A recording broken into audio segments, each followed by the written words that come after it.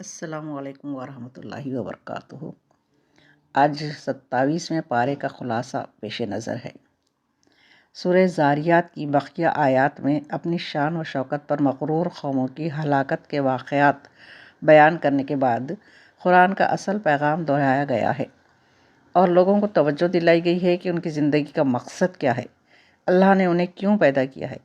جبکہ بعض فلسفی کہتے ہیں کہ اللہ اپنی قوتوں کا ظہور چاہتا تھا کہ لوگ اس کی طرح طرح کی مخلوقات دیکھ کر اس کی تعریف کریں اور وہ خوش ہو، جیسا کہ اوچھا انسان چاہا کرتا ہے یا وہ تماشا دیکھنا چاہتا ہے۔ نہیں، نعوذ باللہ۔ فرمایا، میں نے جنوں اور انسانوں کو صرف اس لیے پیدا کیا ہے کہ وہ میری بندگی کریں، عبادت کریں۔ نہ میں ان سے یہ چاہتا ہوں کہ وہ رزق کا سامان کریں اور نہ یہ چاہتا ہوں کہ وہ مجھے کھلائیں پلائیں۔ بلا شبہ اللہ ہی روزی دینے والا ہے اور قوت ساری کی ساری اسی کے پاس ہے۔ اللہ عبادت کا مطالبہ اپنی ضروریات کے لیے نہیں کرتا، اللہ تو بے نیاز ہے۔ وہ عبادت کا مطالبہ خود تمہاری بھلائی، تمہاری نجات اور اپنے یہاں تمہارے درجات کو بلند کرنے کے لیے کر رہا ہے۔ سورہ طور میں عذاب کے پہلو کو زیادہ نمایاں کیا گیا ہے اور واضح طور پر دھمکی دی گئی ہے کہ بے شک تیرے رب کا عذاب ہو کے رہے گا اور کوئی بھی اس کو دفع کرنے نہیں کر سکے گا۔ فرمایا کہ رات، زمین، آسمان، سمندر سب بار بار گواہی دے چکے ہیں، جب عذاب آتا ہے تو کوئی ٹالنے والا نہیں ہوتا۔ اس کے بعد محمد صلی اللہ علیہ وسلم اور اہل ایمان کی ہمت افزائی کرتے ہوئے کہا گیا کہ بس تم یاد دہانی کرتے رہو، اپنے رب کے فضل سے نہ تم کوئی کاہن ہو نہ کوئی دیوانے۔ کیا یہ کہتے ہیں یہ تو بس ایک شاعر ہے جس کے لیے ہم کسی گردش کا انتظار کر رہے ہیں جو اس سے ہمارا پیچھا چھڑا دے۔ ان سے کہہ دو تم بھی انتظار کرو، میں بھی تمہارے ساتھ انتظار کرتا ہوں۔ اب انہیں سمجھانے کا کوئی فائدہ نہیں۔ اگر یہ عذاب کو آسمان سے اترتا دیکھ لیں گے تب بھی یہی کہیں گے کہ یہ تو بادل ہیں جو ابر کرم بن کر ہمارے کھیتوں پر برسنے والے ہیں، حالانکہ وہ انہیں تہس نہس کرنے والے ہوں گے، جیسا کہ سمود کے ساتھ ہوا۔ اب انہیں ان کے حال پر چھوڑ دو یہاں تک کہ یہ اپنے اس دن کو پہنچ جائیں جب مار گرائے جائیں گے۔ اے نبی صلی اللہ علیہ وسلم، اپنے رب کا فیصلہ آنے تک صبر کرو، تم ہماری نگاہ میں ہو۔ تم جب اٹھو تو اپنے رب کی حمد کے ساتھ تسبیح کرو، رات میں بھی اور سورج کے زوال اور غروب کے وقت بھی۔ سورہ نجم میں شفاعت کے متعلق کافروں کے غلط تصور کی تردید کی گئی ہے۔ اگر شفاعت کا یہ تصور لیا جائے کہ جن ہستیوں سے ہمارا تعلق ہے اب ہم چاہے کچھ بھی کریں وہ اللہ کی پکڑ اور عذاب سے ہمیں ضرور چھڑا لیں گے، تو یہ سارا نظام کتابیں اتارنے کا، رسولوں کے بھیجنے کا اور عذاب سے ڈراوے دینے کا سب بیکار ہو جاتا ہے۔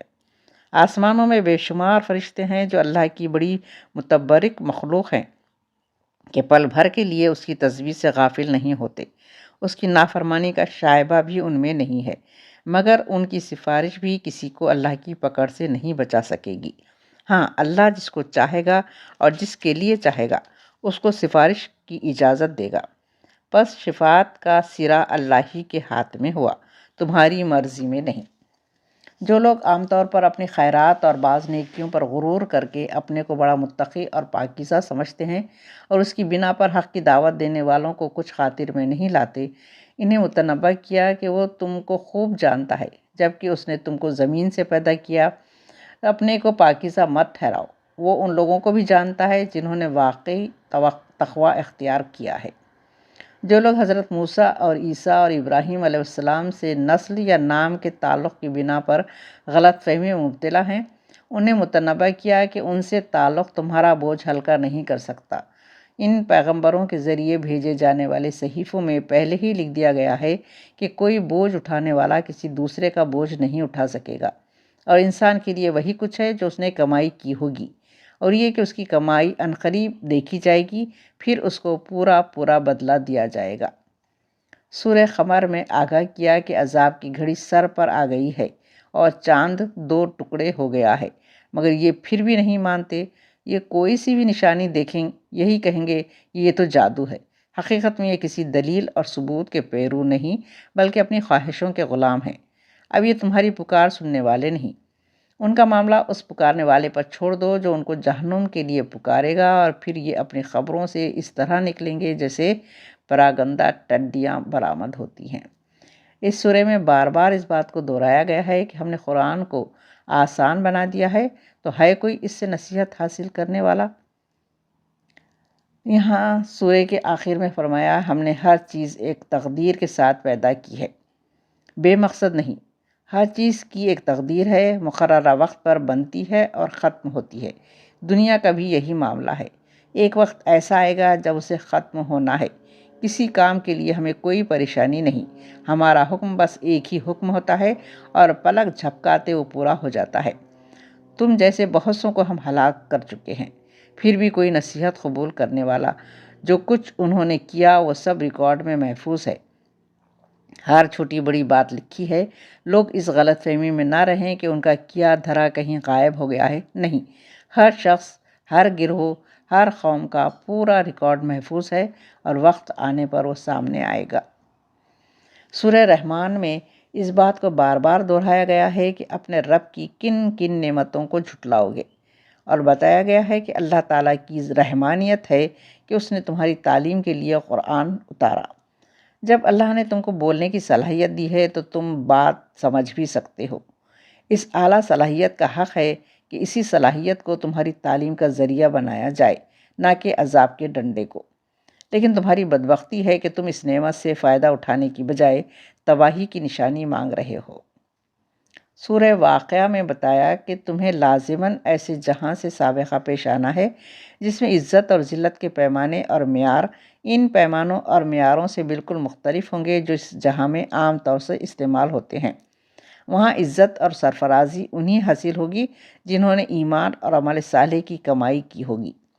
ایسے لوگ مقربین اور اصحاب الیمین دائیں ہاتھ والوں کا درجہ پائیں گے۔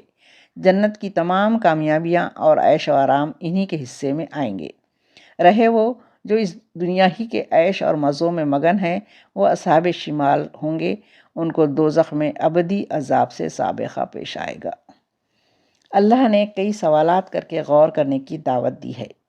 ہم نے تمہارے درمیان موت رکھی ہے اور ہم اس بات سے کمزور نہیں ہیں کہ تمہاری شکلیں بدل دیں اور کسی اور شکل میں پیدا کر دیں جس کو تم نہیں جانتے۔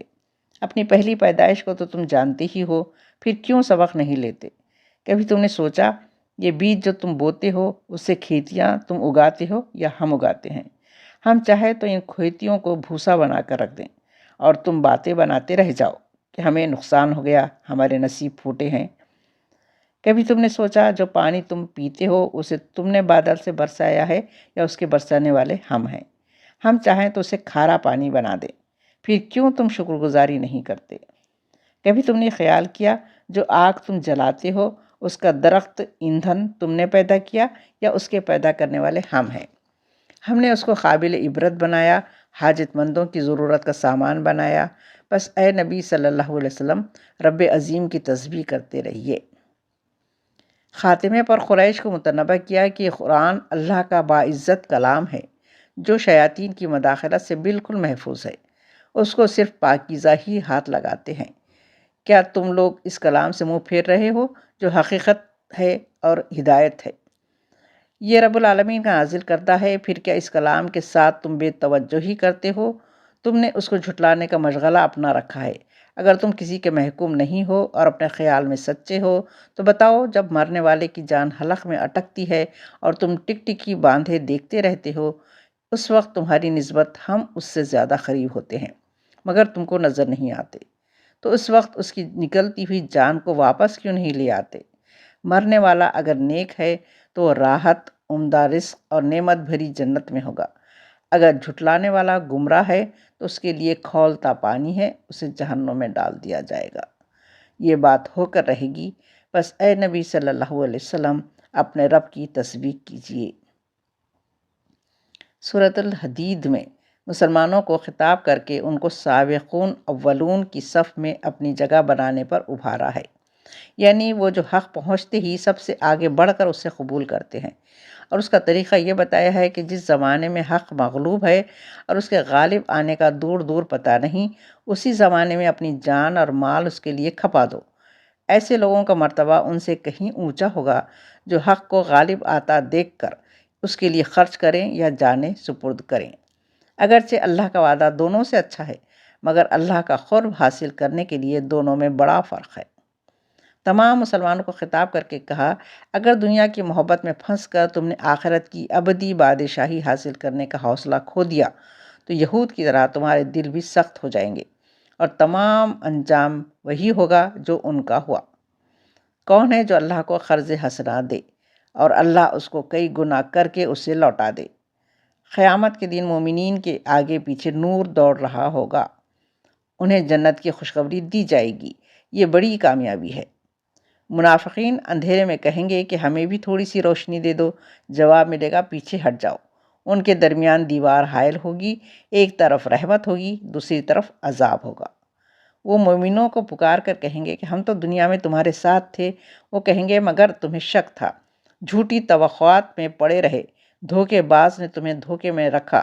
آج تم سے اور کافروں سے کوئی فدیہ نہ لیا جائے گا، تمہارا ٹھکانہ جہنم ہے۔ کیا ایمان لانے والوں کے لیے ابھی وقت نہیں آیا کہ ان کے دل اللہ کے ذکر سے پگھل جائیں اور حق کے آگے جھک جائیں؟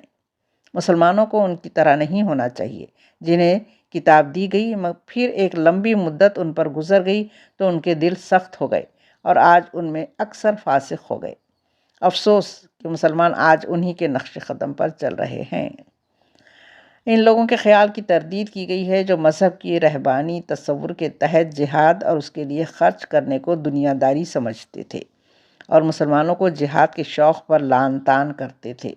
فرمایا، بے شک ہم نے اپنے رسولوں کو واضح دلائل و ہدایات کے ساتھ بھیجا، ان کے ساتھ کتاب اور شریعت اتاری تاکہ لوگ انصاف پر قائم ہو سکیں، اور لوہا بھی اتارا جس میں بڑی قوت ہے اور لوگوں کے لیے دوسرے بہت سے فائدے بھی ہیں، اور اس سے اللہ نے یہ بھی چاہا کہ ان لوگوں کو نمایاں کر دے جو بے دیکھے اللہ اور اس کے رسولوں کی مدد کرتے ہیں، یعنی لوہے کی طاقت سے ان کے دین کو قائم کرتے ہیں۔ بے شک اللہ بڑا ہی زور آور اور غالب ہے۔ اللہ تعالیٰ سے دعا ہے کہ اللہ تعالیٰ ہم سب کو قرآن کے پڑھنے، اس کے نکات کو سمجھنے، غور و فکر کرنے اور اس پر عمل کرنے کی توفیق عطا فرمائے۔ آمین یا رب العالمین۔